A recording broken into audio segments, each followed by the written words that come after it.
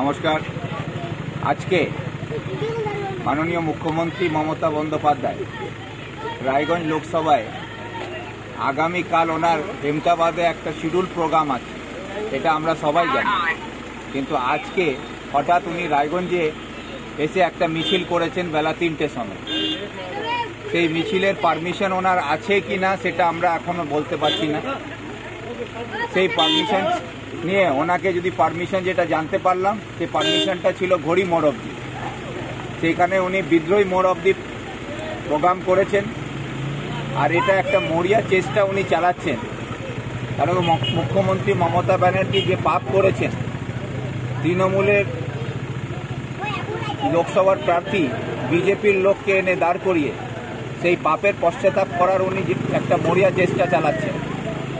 সেই চেষ্টা চালিয়েও কিছু হবে না।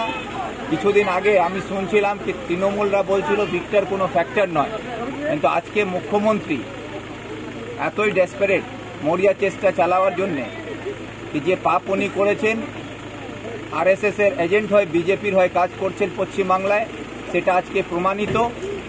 আর রায়গঞ্জবাসী এখন বুঝতে পেরেছে, তাই রায়গঞ্জের মানুষ এখন জনসমর্থন বাম কংগ্রেস জোটকে দিচ্ছে।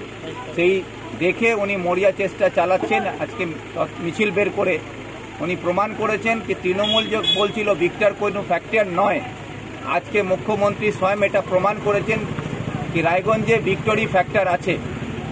নমস্কার।